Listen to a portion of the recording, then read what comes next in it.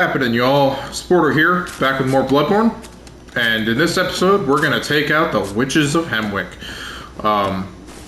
So we're gonna continue on with Hemwick Charnel Lane, and we're actually very close to the boss fight. The boss fight is actually in that building right there. So what we're gonna do initially is, as you can hear, there's an executioner over here, but there's these three ladies that are coming down the hill. And I don't want to aggro that group of ladies and the executioner. So we are going to wait for the ladies to come down.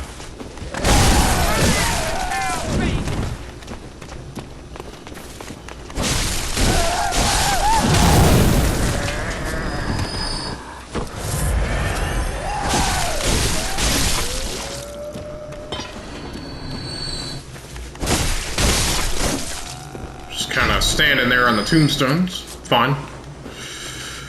Didn't like you anyway. Alright. So now that executioner is actually aggroed, and he is up there because the ladies, we killed the ladies. So what we can do now is we can grab the chest that he was guarding. And we can grab our first triangular tempering bloodstone. So, little note on that. So all of these different, so if you look at the rating and the shape under the description there, the shape is radial for these. This is triangle, this is waning, this is circle, and then we actually have droplet. We have two droplets so far. We have droplets. Oops. We have droplets. We have one droplet in here. We have our red blood droplet, and then we have our tear droplet that we got from the doll for giving him the small hair ornament in our hunter's pistols. So that is, so basically each of these like things in the weapon, they have different slots. And so like these on the saw spear +3, as you can see, this is radial waning.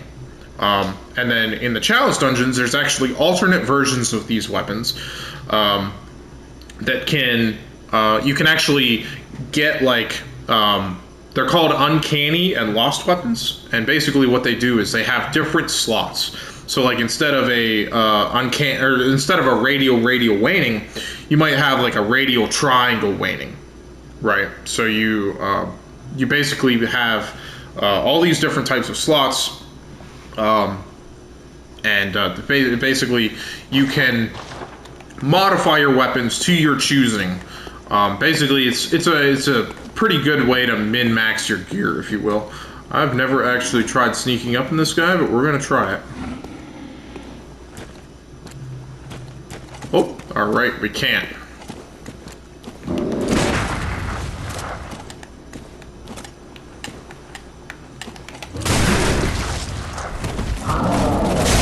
Oh, no.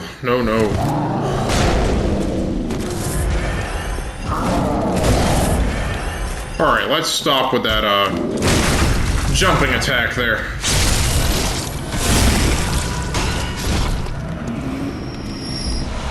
Perfect. Okay, so, little explanation to this boss fight. This is actually this boss fight is kind of a... Oh, there's a Skitters. Almost missed it.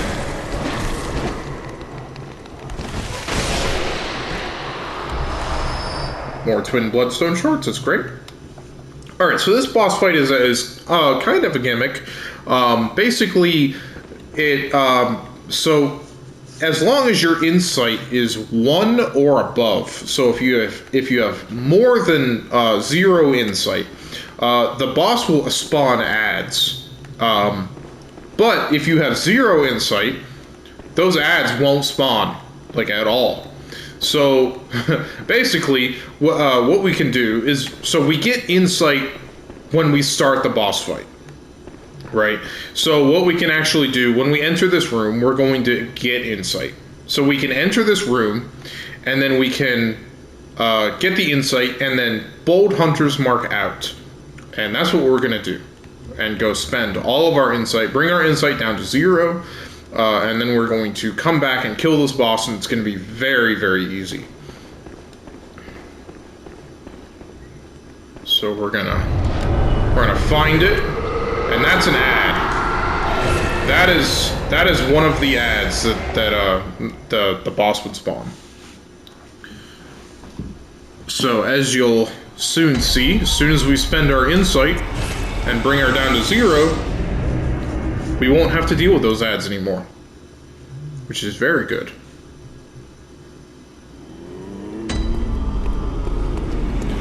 And we have 38,000 echoes, so we will spend those. That's quite a lot.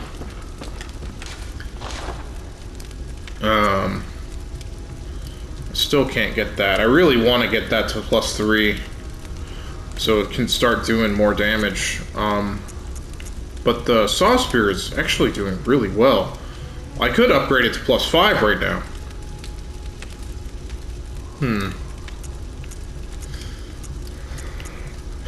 I don't know what to do.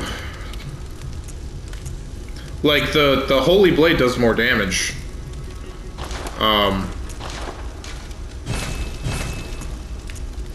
But the, I don't know what's going on. I don't know why the Saw Cleaver is doing more damage right now. But the Holy Blade will eventually end up doing a lot more damage than the Saw Spear. Alright, so what we can do to spend our insight is we can buy the sets. We can buy the Hunter sets. And this will bring us... Actually, we'll pop one. We'll pop a Madman's Knowledge so that we can buy... Normally we'd have enough. But we got some insight stolen, unfortunately. So we can buy that. And I would eventually like to buy some fire paper as well.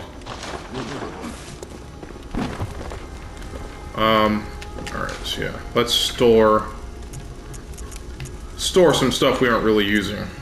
Rifle sphere. Wooden shield. The torch.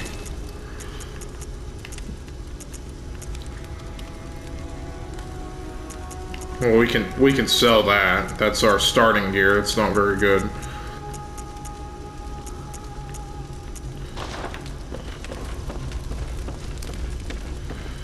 Oh, right. Okay. Yeah, so this is what I was going to do. I was planning on doing this a lot earlier, but I just remembered. So over here we have the stump messengers. And these are the things that we can give the decorations to that we've been picking up. The accessories. So we can give them the messenger top hat, which is one that I really like. We can give them the red messenger ribbon, which is the one from the little girl. Basically it's all bloodied up and stuff. So we can have a look as to what they might wear, or how it looks when they wear this. So here's the urns. Kind of a funny thing if you don't ever want to look at their faces because they're creepy. But I prefer the top hat. I do like the top hat. So.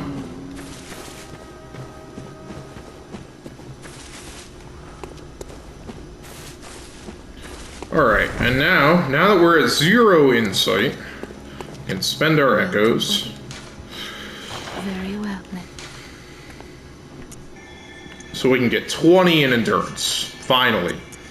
And then we can start pumping arcane. So what is that? We need 8,200.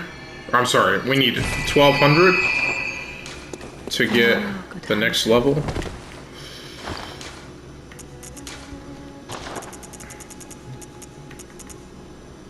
So we can use a 5. Welcome. Very well, let me. We get 12 in arcane. So we need 6 more points in arcane, and then we can start leveling. I don't know. We might level more. Very well. We might level more vitality. More health is always good. we don't really need the stamina yet. The stamina, we will get that to probably 30 eventually. But we do really need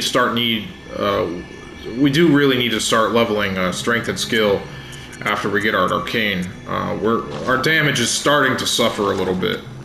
So now we are here at the Frontier Headstone.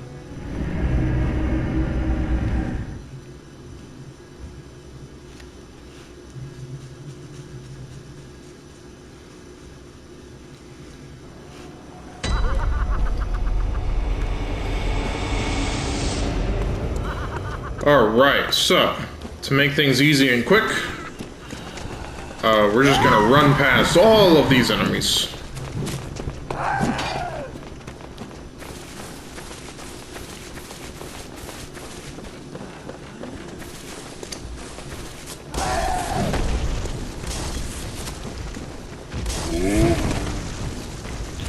Directly into the boss fight.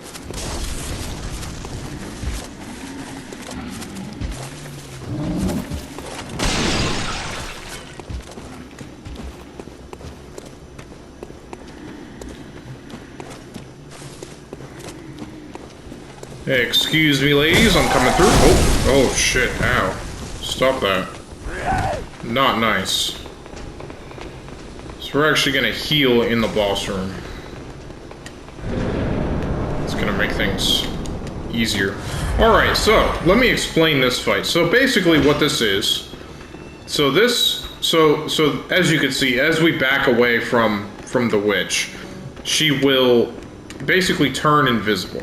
So we have to keep finding her.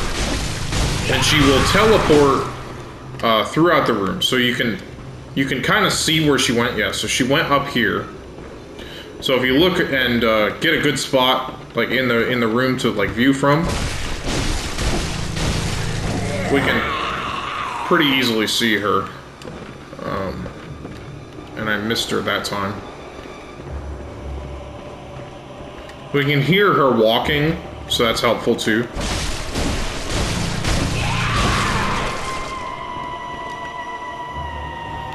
Alright, so she's back up there again.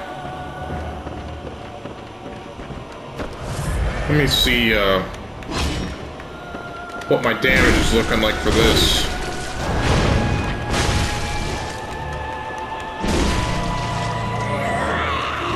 So it's 95. Where is she?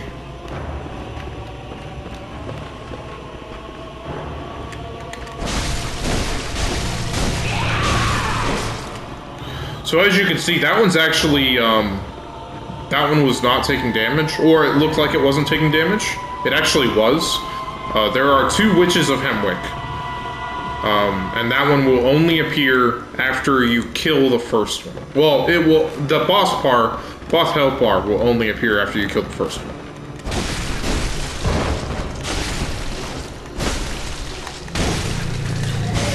So if we can kill, or if we can come very close to killing that first one, that would be, or that second one, that's very helpful.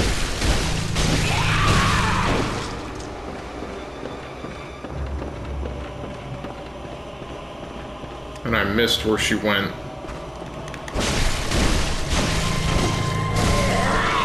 So it's 75, or I'm sorry, 78 damage, so it's slightly less.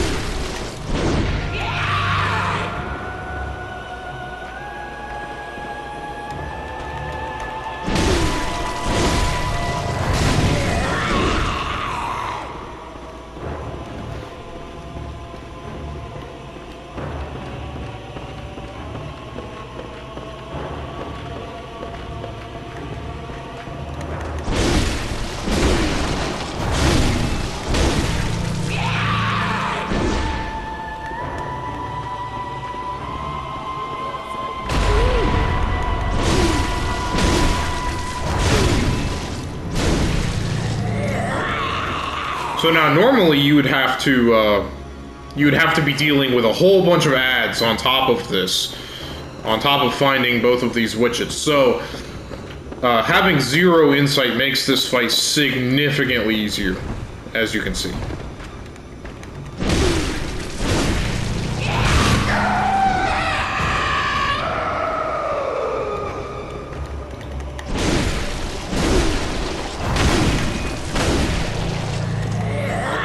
Perfect. As you can see, that one's already very close to dead. So if we kill them both... If we kill them both at very close to the same time, I think it's within like a minute, they will die completely. So as you can see, that fight was it looked a lot easier than it probably should have been. Just because we didn't have to deal with the ads. So we will light the lamp. And now for the whole reason that we came to this place. What's behind the door?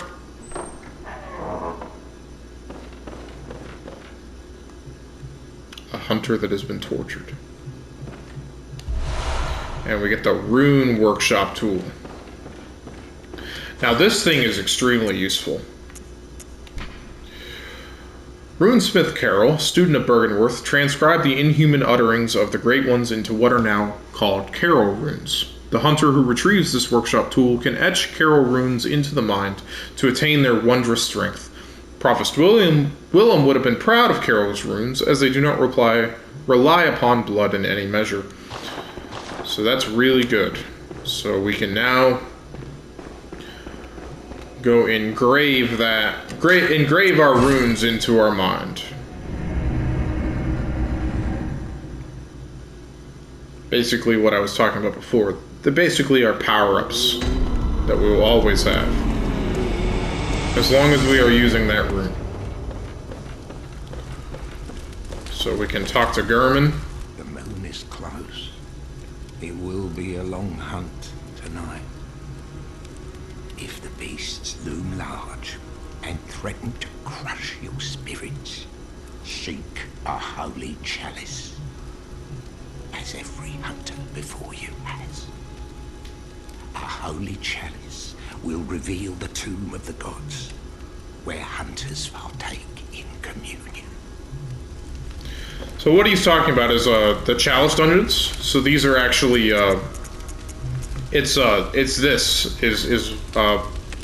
basically what he was talking about. So the more of these that you do, they actually become pretty good for loot. So like you can get a ton of echoes out of them, and like I said before, you can get some really good weapons. Basically, you can get like weapons like really early in the game, just for doing those Chalice Dungeons. Like they're very good. So now we can use Carroll runes to basically etch these into our mind. So we will always, so as long as I'm using this rune, we will always have a maximum of 21 blood vials instead of 20. And then same for this, we can have 24 bullets instead of 20. So, and then this is just a straight physical damage reduction that plus 3% that we will always have as long as I'm using that rune. So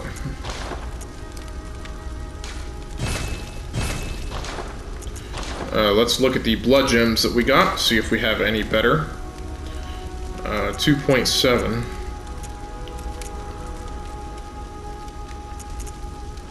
That's actually really good. So we're going to use that one. So the 5.3. And then the physical attack up can, and the rally potential can go into the saw spear. Because if I'm using the saw spear, I don't really need another +1 to HP recovers. I'm not really getting hit that much, so it's good. And another big thing with Chalice Dungeons is they are extremely good for farming like top tier blood gems. So we're talking like physical attack up plus 18%, and you know, physical attack up plus like 30% with like a negative stat. So like minus 7% damage to beasts or something like that.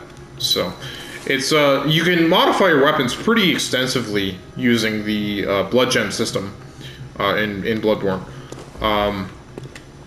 One of the things I wish they would have done better, I think, is see, I have these two that are both physical attack up, or I have these three that are both physical attack up plus 7 or 0.7%. I wish they would have made like a system that I could combine these and make it like, 1.4% or something.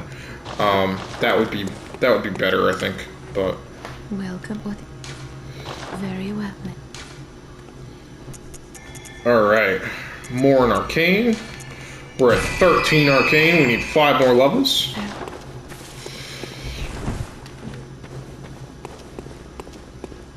All right. All right, good. So, what we can do now is, so we are done with Hemwick Charnel Lane. After grabbing basically the whole reason that we went to Hemwick Charnel Lane was to grab the rune tool. So we now have that rune tool, so we can go back to the Cathedral Ward.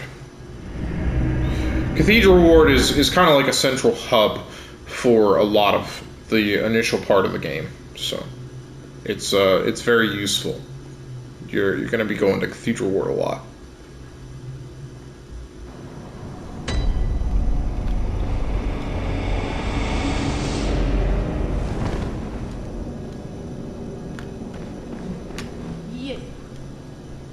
Stay away from me.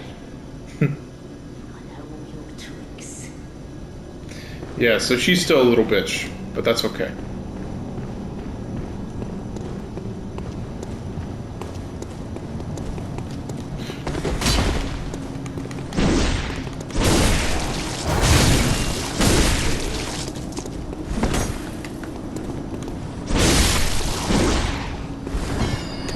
So yeah, again, the stagger potential on Lotus Holy Blade is impressive. It's very good.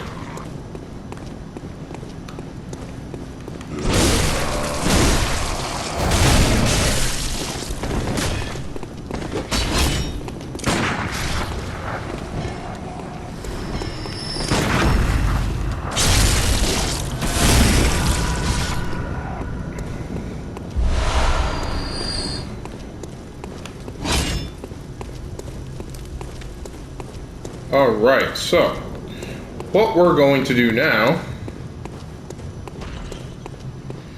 is we are going to clear out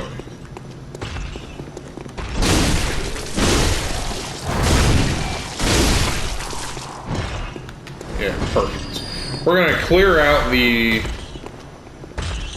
I really don't want to deal with this enemy. Really? Are we serious right now?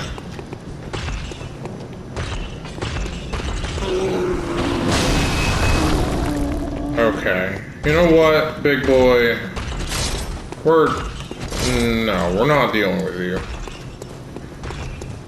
Oh, piece of loot that I missed over here. Grab that thick, cold blood. There's another piece of loot that I missed over here.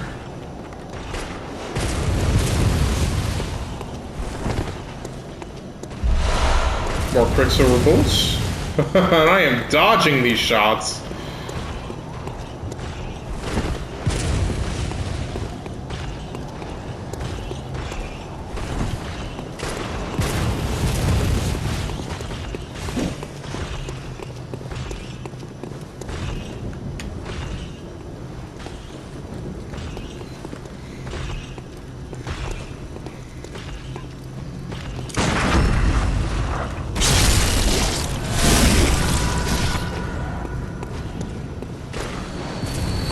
Ooh. He is still shooting at me. Oh, there's one.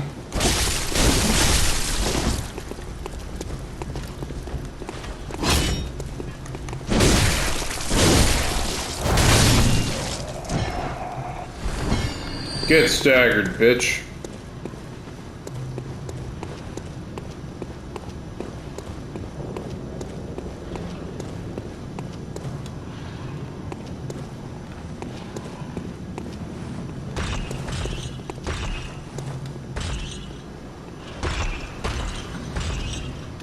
you really? Yeah, he's just gonna be a little bitch and follow me. Okay. So I'd rather not have to deal with him.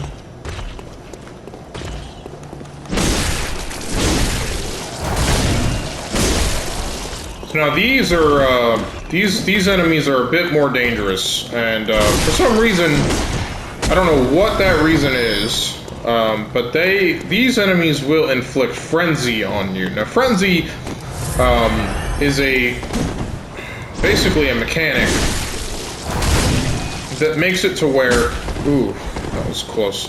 That if a frenzy bar fills up, you will take 80% of your maximum health in damage. Now what that means is that if you're basically not topped off, you're going to die, or you're going to come very close to dying. It also means that the more maximum health that you have, the more dangerous frenzy becomes. Alright, so what this is a door to the next boss fight. And I'm just opening this for right now. We're not going to actually kill the next boss yet, although that is slated for next episode. So, basically, I just wanted to open up that door, and we will kill the next boss in the next episode. That is Vicar Amelia, and after we kill her, that will shift the world state, and that will make things slightly different. Well, actually, quite a bit different, but we'll cover that in a later episode. So we're gonna go back. We're gonna go back to the Hunter's Dream. We're gonna spend our echoes. Hopefully we have enough to level up one more time.